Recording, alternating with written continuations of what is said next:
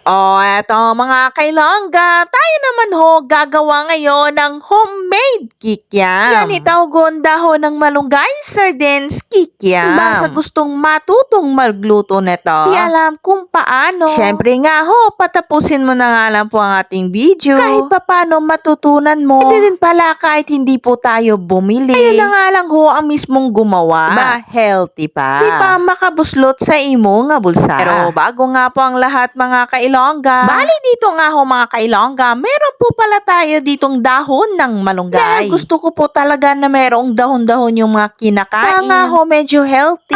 Kahit kakainin ito ng bata, meron po tayong makukuhang masustansya. Ihalo po natin ito sa gagawin po nating kikiam. Tapos nga ho nating hikutin ito mga kailongga. Ang 22 pesos, ito nga ho yung sardines. Dinurog-durog lang ho natin dito. Man ho tayo maglagay ng kaunting asukal, pirasong pamintang durog. Ang palasa, naglagay ho tayo ng magic sarap. Nga lang ho ito, kung gusto nyo nga lang pong maglagay nitong baking soda. Lagay po tayo dito ng cornstarch at ito nga ho yung harina. Siyempre, nagdagdag po tayo dito ng 2 itlog. Yakin lang ho natin dito. Kung kayong budget, pwede din namang isa lang naman. Maghalu-haluin lang ho natin dito mga kailongga. Medyo kulang po itong harinang nalagay po natin. Dagdag po tayo ulit dito ng cornstarch at harina ulit. Paghalu-haluin lang ho natin dito. Ito nga ho, pahirapan na po tayo dito sa paghalo. Ako nga po lahat dyan, syempre, huwag po nating kalimutan itong dahon ng malunggay. Ay po pala ako dito ng kaunting harina sa aking kamay. Hindi po dumikit dito. Optional nga lang ho, iyan, pwede din namang mantika. Pwede dito nga ho, sa hurma na po tayo sa paggawa ng kikiam. Tablespoon po yung ginamit ko po dito bilang tsansahan po sa gaano kalaki. Po natin ito pinagulong-gulong sa atin kamay. Sa ganito na po yung itsura nito.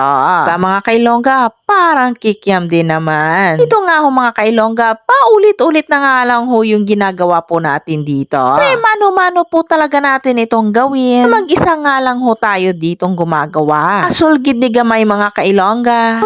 Okay lang gid. Tawag basta ga-crave kagid mga kailongga ba. Karaan nga ho ng ilang minuto. Ito ho karami yung nagawa po natin. Diba medyo marami-rami din naman. Tapos nga ho nating magdabok-dabo. Po natin itong kawali. Sa kawali maglagay ho tayo ng kaunting tubig. Bukal-bukal na ganin sini mga kailongga. Dito nga ho dahil gusto ko po itong mastak sa ref. Tawag nga lapwahan tagil. Nga ho pakuluan gamay ba. Hindi ho mahubos ilagay po natin sa ref. Iyo din naman at gusto nyo nga pong maluto lahat. Ang diretsuhan prito agad. Diyan sa mong parang lumutang-lutang na ito. Habwaon mo na gid ni mga kailongga. Dahan lang ho natin itong gawin. Iwas talsik at paso ho tayo. Mga kailongga, kay dali nga lang ho itong gawin. Haso lang gid gamay. Siyempre mag-isa lang ho tayo. Kaya medyo matagal-tagal matapos. Okay lang gid, may ara naman kita nga ngut-nguton subong. Libre duman ang imo nga paborito nga merienda. Di mo na kinahanglan pa nga baklon. Dito ho sa kawali maglagay ho tayo ng kaunting mantika.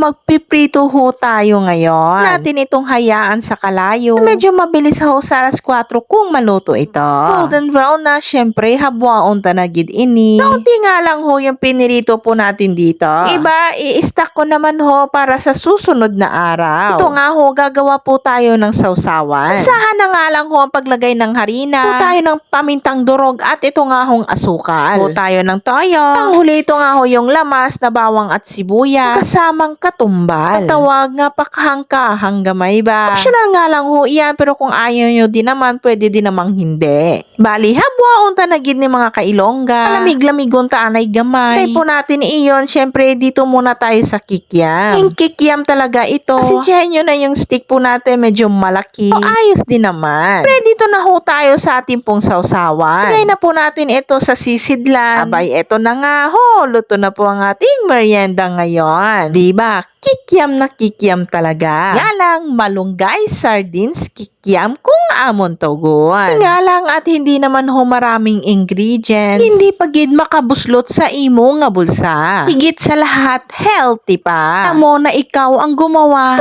Pwedeng ipakain sa mga anak mo. At mga kailongga, dahil may natutunan ka naman ngayon, kung nagustuhan mo po ang ating video, so gani-ganahan sa akon, pakipalo, nagid ko dira ba? Na rin ho nating kalimutang magpasalamat po sa lahat po ng mga sumusuporta. Lalo na po doon sa mga mga nagfa-follow, nagla-like, nagko-comment, nag-share ng atin pong mga videos. Po sa inyo, kaya po tayo ginaganahan gumawa ng mga content. At hanggang dito na nga lang ho ng ating video mga kailongga. Salamat sa inyong panonood. God bless us!